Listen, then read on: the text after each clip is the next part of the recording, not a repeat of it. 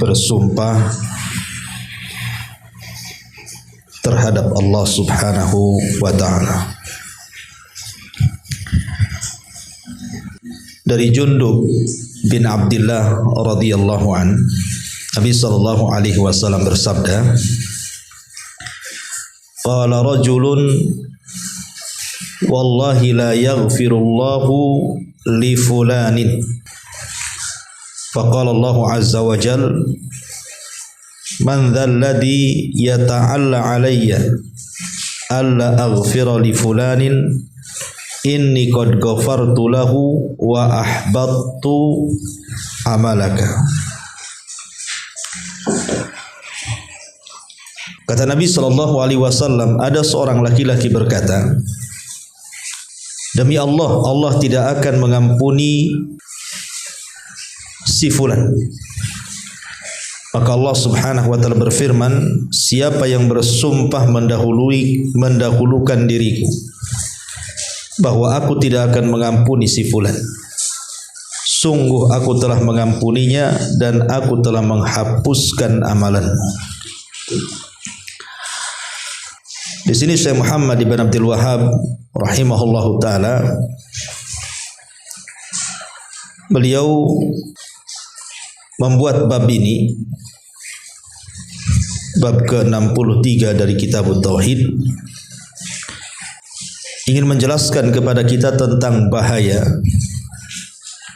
bersumpah kepada Allah Subhanahu wa ta'ala dengan kesan adanya mengatur Allah. Karena hadis ini diriwayatkan oleh Imam Ahmad, redaksinya cukup panjang. Jadi Nabi sallallahu alaihi wasallam menceritakan tentang kisah di zaman Bani Israel. Ada dua orang yang bersaudara, yang satu ahli ibadah dan yang satu ahli maksiat. Yang ahli ibadah ini orangnya baik, setiap hari memberikan nasihat kepada ahli maksiat ini, disuruh bertobat kepada Allah Azza wa Jalla. Tetapi yang ahli maksiat ini, dia tetap di atas kemaksiatannya, sampai satu waktu yang ahli ibadah ini hilang kendali, hilang kontrol, sehingga dia marah. Kemarahannya menjadikan dia bersumpah kepada Allah Azza wa Jalla, dan dia mengatakan, demi Allah, kalau engkau tidak bertobat kepada Allah, maka Allah Subhanahu wa ta'ala tidak akan mengampuni dosa-dosamu dan engkau dipastikan masuk neraka. Kemudian Allah Subhanahu wa ta'ala takdirkan dua orang ini meninggal dunia. Kemudian dihadapkan di hadapan Allah Azza wa Jal, ahli ibadah dan ahli maksiat tadi. Tiba-tiba kemudian Allah Subhanahu wa ta'ala katakan kepada ahli maksiat, masuklah kau ke dalam sorga karena rahmatku. Dan Allah katakan kepada ahli ibadah, masuklah kau ke neraka. Abu Hurairah radhiyallahu anhu sampai mengatakan, lihat, gara-gara satu ucapan menjungkir balikkan dunia dia dan akhirat dia.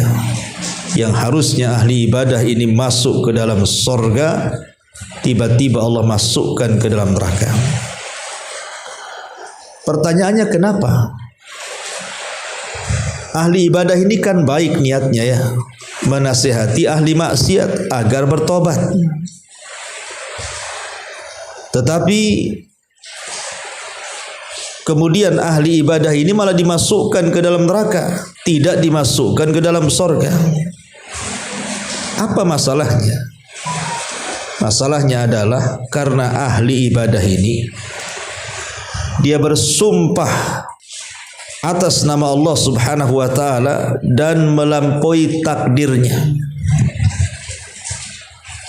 Ketika dia mengatakan kepada kawannya, kalau engkau tidak bertobat dari maksiatmu, wallahi la yaghfirullahu lak, demi Allah, Allah tidak akan mengampuni dosamu. Kalimat ini adalah kalimat yang tidak pantas diucapkan. Kenapa? Karena ampunan itu milik Allah. Seolah-olah orang ini mengatur Allah subhanahu wa ta'ala bahwa Allah tidak akan mengampuni dosanya. Sementara Allah sendiri adalah Ghafur dan juga Rahim. Zatnya maha pengampun dan juga zatnya maha pemberi kasih sayang. Macam mana dia mengatakan bahwa Allah tidak akan mengampuni dosa orang ini? Kemudian menjustis bahwa dia akan masuk ke dalam neraka. Emang siapa yang punya neraka? Inilah kalimat yang menjadikan ahli ibadah itu yang harusnya masuk ke dalam sorga, akhirnya Allah masukkan ia ke dalam neraka. Sebaliknya, yang ahli maksiat ini harusnya dia kan masuk neraka dengan kemaksiatannya, tapi tiba-tiba kemudian dimasukkan ke dalam sorga karena rahmat Allah subhanahu wa ta'ala. Kenapa demikian? Para ulama mengatakan karena boleh jadi yang ahli maksiat ini dalam hatinya ada takut kepada Allah subhanahu wa ta'ala, sehingga dia kadang tobat, kadang maksiat, kadang tobat, kadang maksiat. Dan dosa yang dilakukannya tidak sampai kepada taraf kesyirikan dan kekufuran. Layaknya kita lah kaum muslimin, kadang-kadang hawa nafsu kita mendorong kita untuk berghibah, mendorong kita untuk berzina, mendorong kita untuk minum khamar, tetapi kemudian tobat lagi, tapi harus terjerumus lagi ke dalam maksiat, dan itulah manusia. Sehingga kemudian dengan rahmat Allah subhanahu wa ta'ala, yang ahli maksiat ini Allah masukkan ke dalam surga. Ma'asyiral muslimat yang dimuliakan Allah subhanahu wa ta'ala, sebenarnya bersumpah kepada Allah itu ada 3 macam. Sebutkan oleh para ulama, bersumpah kepada Allah itu ada 3 macam jenis.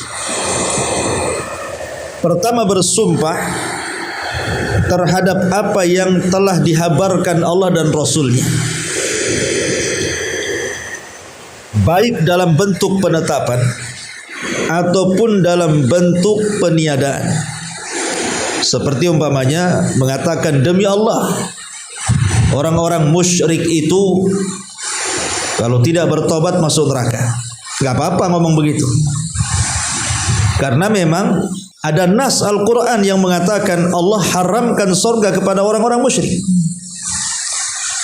Atau dia bersumpah dengan mengatakan, demi Allah, Allah subhanahu wa ta'ala akan memberikan syafaat kepada nabinya terhadap makhluknya pada hari kiamat. Tidak apa-apa, karena memang ada hadisnya Nabi SAW itu memang pemberi syafaat.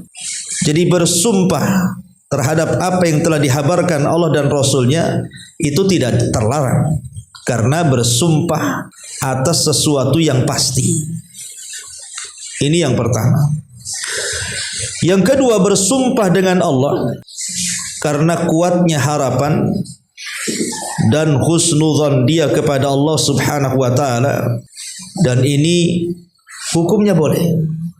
Kalau dia memang memiliki kekuatan dan berhusnudzon, berbaik sangka kepada Allah azza wa jalla, tidak mengapa. Saya contohkan, dijelaskan dari Anas ibn Malik radhiyallahu an. Jadi Anas ini punya, Anas bin Nadhr maksudnya ya, Anas ibn Nadhr. Anas ibn Nadhr ini punya bibi namanya Rubayyi bintu Nadhr. Rubayyi bintu Nadhr. Jadi Rubayyi ini, bibinya Anas ibn Nadhr ini, memukul budak wanita sampai retak giginya. Akhirnya kemudian keluarganya tidak terima.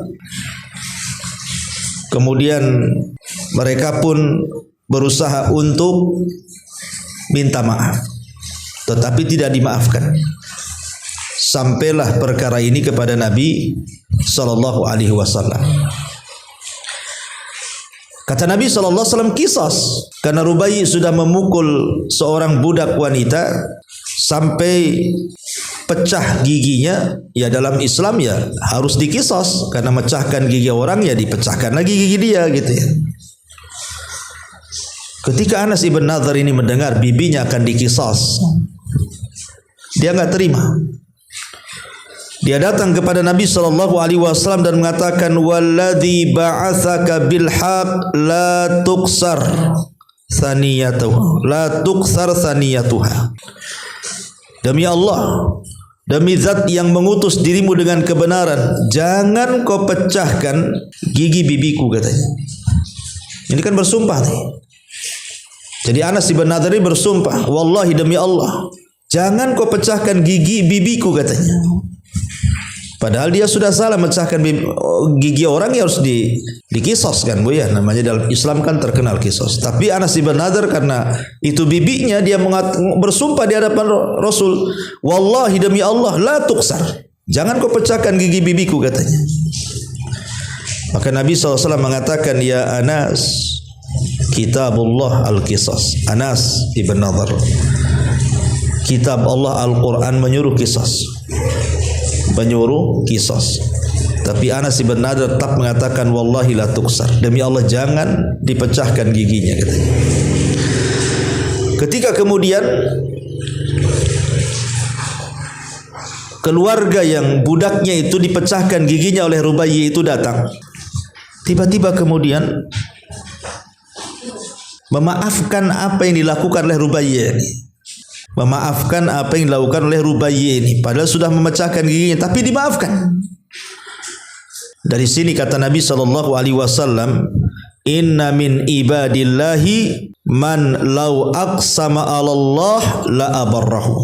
Sesungguhnya di antara hamba-hamba Allah ada manusia yang kalau bersumpah itu pasti semua keinginannya diijabah Allah Azza wa Jalla. Jadi Anas bin Nadhr ini salah satu orang yang doanya mustajab. Di sini kan dia bersumpah di hadapan Rasul kan, demi Allah jangan kau pecahkan, padahal sudah jelas-jelas Al-Quran mengatakan kisaskan begitu. Tetapi Anas ibn Nadhr ini mengatakan seperti ini karena dia berhusnudzon kepada Allah Subhanahu wa taala bahwa keluarga yang dipecahkan giginya ini pasti akan memaafkan, dan betul memaafkan. Lah kalau berhusnudzon kepada Allah Subhanahu wa taala dengan kekuatan yang sangat kuat, yakin dengan Allah Azza wa Jalla, tidak mengapa. Itu yang dikatakan oleh para ulama. Masalahnya yang dikehendaki mu'alif rahimahullah ta'ala di sini tentang larangan bersumpah kepada Allah itu maksudnya adalah sumpah dalam rangka ujub, sumpah dalam rangka sombong terhadap dirinya dan menjauhkan keutamaan Allah serta berburuk sangka kepada Allah Azza wa Jalla. Karena kasusnya yang tadi itu, yang ahli ibadah dengan ahli maksiat itu, Bu, yang ahli ibadah ini kan seolah-olah dia merasa sombong dengan ibadahnya, merasa dia paling hebat dibandingkan kawan yang ahli maksiat dengan ibadahnya. Makanya dia bisa bersumpah, demi Allah kalau engkau tidak tobat, katanya, Allah tidak akan mengampuni dosamu. Demi Allah kalau kau tidak tobat, dipastikan kau masuk neraka. Ini kan ujub, tidak memandang orang lain, seolah-olah dirinya masuk surga, yang lain masuk neraka, begitu maksudnya. Maka tidak boleh seseorang itu bersumpah dalam rangka ujub, dalam rangka sombong, karena ini bisa mengurangi tauhid, bisa mengurangi tauhid kepada Allah Subhanahu wa taala. Ma'asyiral muslimat yang dimuliakan Allah Subhanahu wa taala, hadis ini banyak faedah yang bisa kita petik. Pertama, haram hukumnya bersumpah kepada Allah kalau dalam rangka ujub, dalam rangka sombong, tidak boleh. Kemudian yang kedua, hadis ini mengajarkan tentang wajibnya kita beradab kepada Allah. Karena kesannya menyuruh-nyuruh Allah yang seperti ini, seolah-olah ya Allah jangan ampuni dia, ya Allah masukkan dia ke neraka, seolah-olah kan seperti itu. Dan Allah tidak bisa diatur, Allah tidak seperti manusia. Maka kita harus beradab dengan Allah Subhanahu wa taala. Kemudian juga di sini ada faedah tentang bahayanya lisan, Bu. Bahayanya lisan. Ahli ibadah ini masuk neraka kenapa, Bu? Apakah dia minum khamr? Tidak. Apakah dia berzina? Bukan. Apakah dia bunuh? Tidak. Dia masuk neraka itu hanya karena ucapan dia. Mengatakan kepada saudaranya yang ahli maksiat, demi Allah kalau engkau tidak bertobat, Allah tidak akan mengampuni. Allah akan masukkan kau ke neraka. Itu gara-gara ucapan itu dia masuk neraka tuh. Karena dia bersumpah melintasi takdir. Makanya di sini hati-hati. Jangan sampai kita mengucapkan satu kalimat yang menjungkir balikan dunia kita dan akhirat kita, seperti Abu Hurairah tadi mengatakan kepada atau memberikan catatan kepada hadis ini. Lihat ahli ibadah itu, kata Abu Hurairah, terjungkir balik akhirat dan dunianya, katanya, hanya dengan satu kalimat. Makanya Nabi SAW pernah mengatakan, wa innal abda la yatakallamu bil kalimati. Seorang hamba ada yang mengucapkan satu kalimat, la yulkilaha balan, tidak sadar dia ucapkan, dan satu kalimat itu memancing kemurkaan Allah. Apa yang terjadi? Kata Nabi SAW, maka orang ini ya'wi fi nari jahannam, maka akan dimasukkan, dilemparkan ke dalam neraka Jahannam sejauh barat dan timur. Lihat bahasa Nabi, satu kalimat tanpa sadar diucapkan mengandung kemurkaan Allah, menjadikan penyebab orang itu masuk Jahannam. Bagaimana kalau kalimat itu ditata dengan rapi, ada niat yang mengucapkannya, dan isinya kemurkaan Allah, tentu lebih pantas lagi dimasukkan ke dalam Jahannam. Makanya di sini penting menjaga lisan. Ya, menjaga lisan. Jangan sampai lisan ini kita gunakan untuk ghibah. Kita gunakan untuk mencaci, memaki, menghina, merendahkan, apalagi sampai kemudian memvonis orang lain layak masuk neraka atau layak masuk surga. Padahal Allah tidak mengatakan si fulan masuk neraka atau si fulan masuk surga. Kemudian juga faedahnya di sini bahwa mengatakan kepada saudara kita itu bahwa Allah tidak akan mengampuni, ini kesannya dia mengatakan bahwa kamu itu kafir. Karena hanya orang kafir yang tidak akan diampuni dosanya kalau dia mati tidak bertobat. Atau hanya orang musyrik yang mati tidak akan diampuni dosanya kalau dia sebelum mati tidak bertobat. Jadi tidak boleh kita ini mengatakan kepada saudara kita dengan kata-kata kekufuran, hei kafir, tidak boleh. Makanya manhaj ahli sunnah wal jamaah tidak mengenal manhaj takfir, mengkafir-kafirkan di luar golongannya. Itu manhajnya khawarij, itu manhajnya Mu'tazilah yang suka mengkafir-kafirkan. Ahli sunnah tidak boleh mengkafir-kafirkan. Karena mengkafirkan seseorang sama dengan memasukkan orang itu ke neraka. Lah siapa yang punya neraka? Allah yang punya neraka, bukan kita. Ya. Kemudian juga faedahnya di sini bahwa amal itu ditentukan akhirnya. Lihat kisah ahli ibadah dengan ahli maksiat ini. Ahli ibadah ini dari awal sampai akhir ibadah terus, tidak pernah maksiat. Sementara yang ahli maksiat ini kadang maksiat, kadang tobat, kadang maksiat, kadang tobat. Begitu kehidupannya. Tapi lihat akhir ceritanya. Yang ahli ibadah dimasukkan ke neraka, yang ahli maksiat pula Allah masukkan ke dalam surga karena rahmatnya. Dari sini ada faedah bahwa al-a'mal bi khawatimiha. Amal itu ditentukan akhirnya.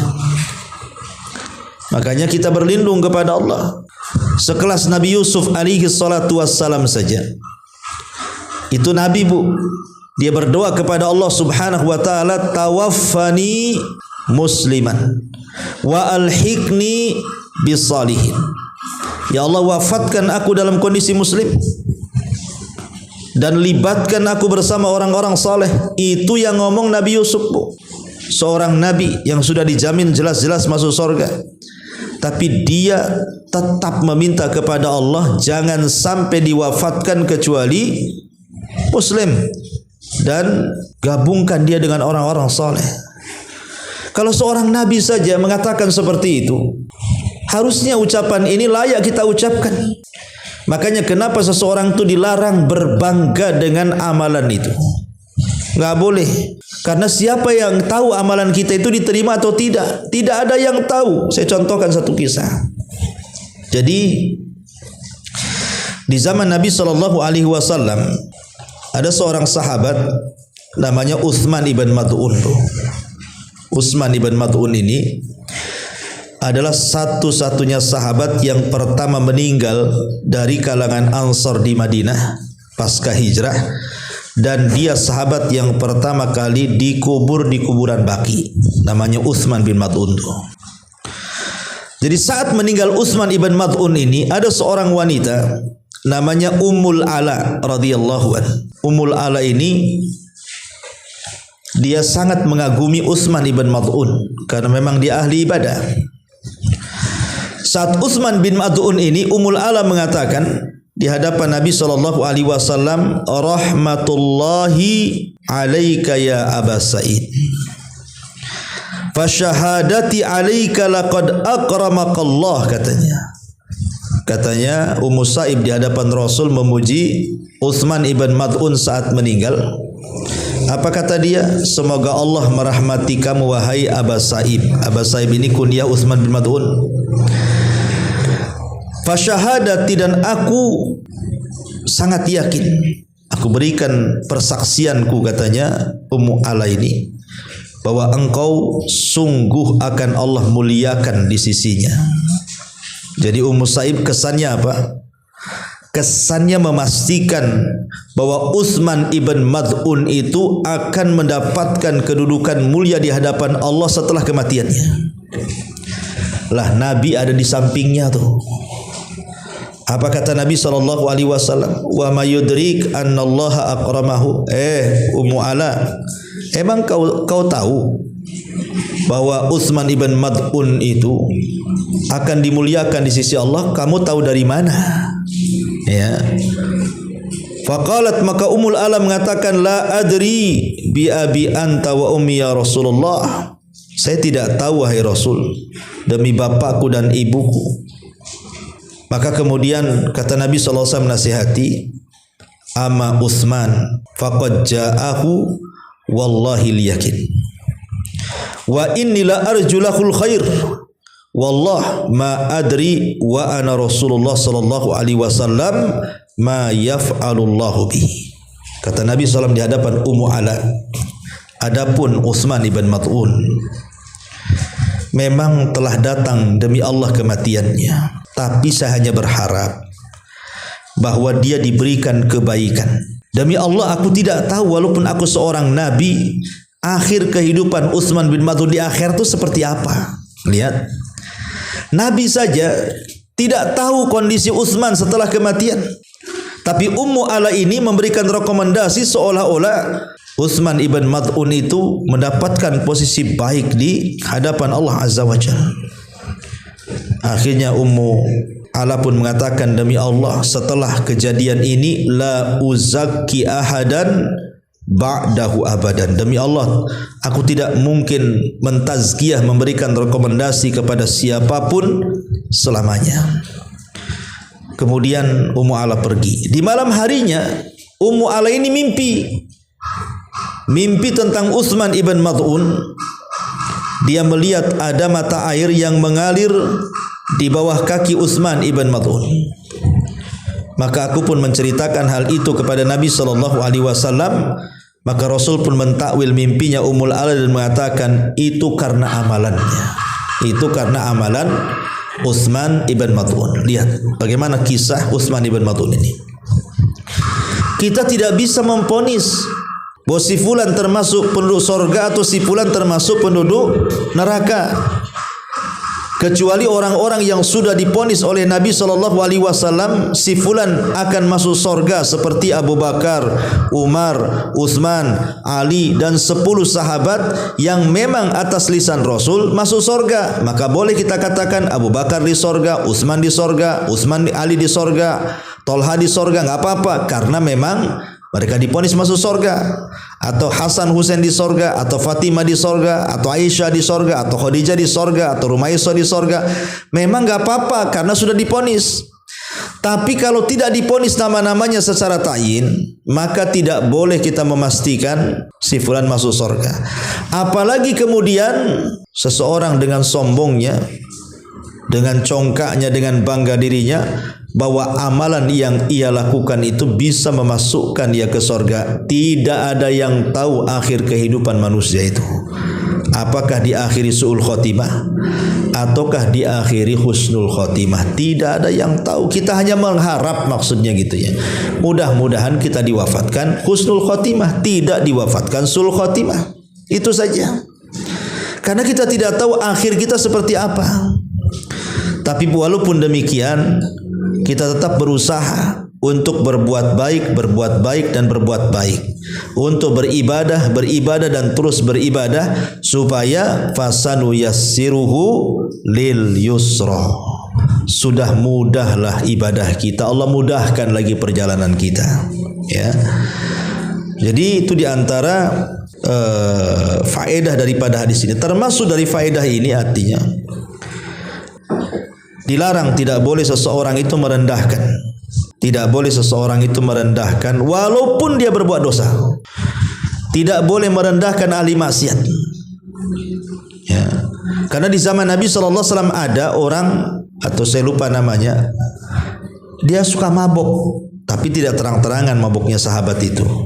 Tapi kadang ketahuan, bertobat, akhirnya datang kepada Rasul dan minta dihukum. Ya Rasulullah, syaribtul khamra fatahhirni. Rasul, aku sudah minum khamr, tolong bersihkan. Akhirnya dicambuk 40 kali.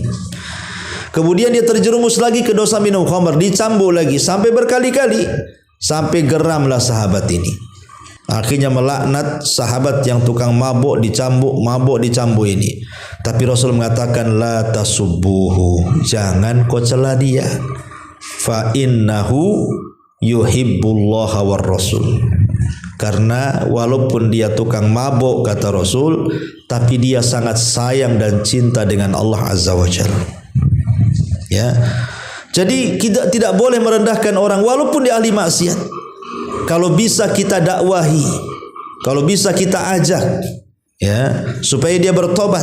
Dan dalam kisah ini juga ada faedah, tidak boleh mematahkan semangat orang.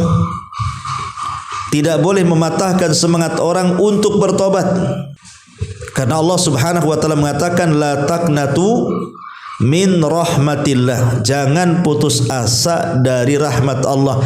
Jangan menjadi orang yang menjadikan orang lain putus asa karena kita. Dosamu terlalu gede nih, nampaknya kau tak akan masuk surga nih. Enggak boleh. Ya. Ini sudah tua baru hijrah, sulit kau masuk surga. Enggak boleh ngomong kayak gitu. Jangan mematahkan semangat orang untuk tobat, ataupun jangan membuat orang itu putus asa dari rahmat Allah Subhanahu wa taala. Lihat bagaimana kisah ini, ahli ibadah ini mematahkan semangat. Kalau kau tidak bertobat, kau tidak akan diampuni. Kalau kau tidak bertobat, kau pastikan kau masuk neraka. Ini kan mematahkan orang namanya.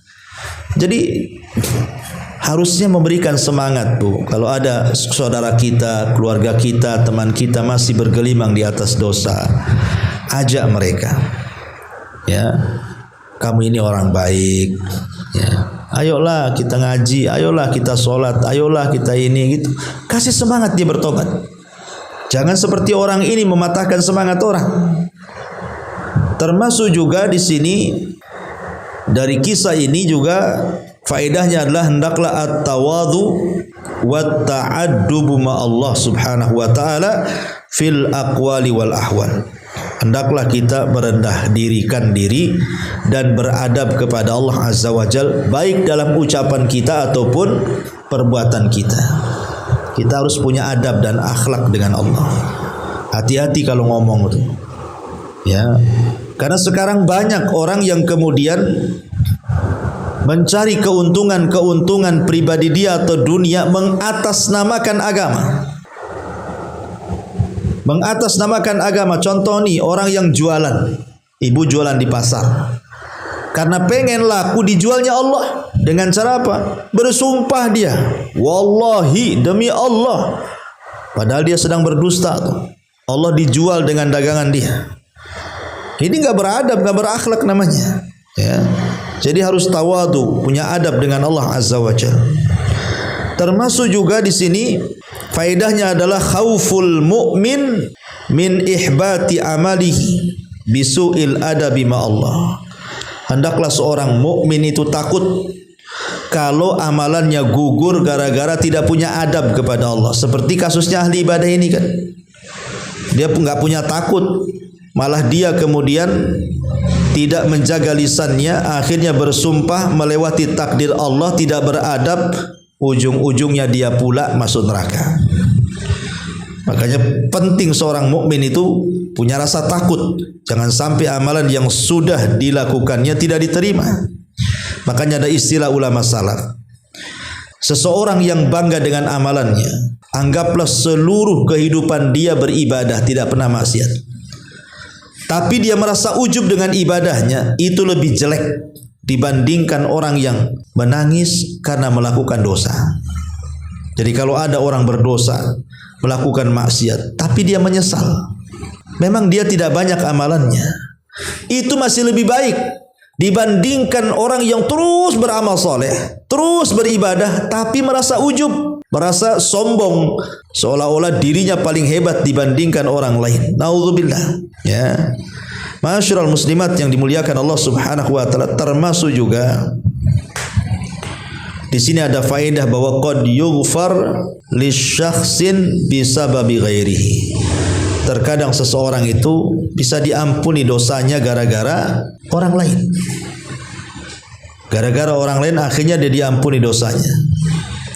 Bahkan ini yang paling bahaya, qad yuhbat al-amalu min ajli kalimatin.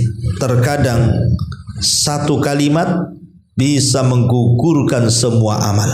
Hati-hati, saya ulang dari awal, hati-hati mengucapkan satu kalimat. Seperti contoh umpamanya mengatakan bahwa hukum Allah itu tidak lebih baik dibandingkan hukum manusia. Kufur dia. Padahal ngomong gitu saja tuh. Ya. Kalau ada orang mengatakan bahwa hukum selain daripada hukum Allah lebih baik daripada hukum Allah, sadar ataupun tidak, ucapan ini bisa mengeluarkan dari Islam. Karena pelakunya bisa kufur, mengatakan hukum manusia lebih baik daripada hukum Allah. Padahal yang ngomong begitu saja kan. Maka terkadang satu ucapan itu bisa menghapuskan semua amal dia.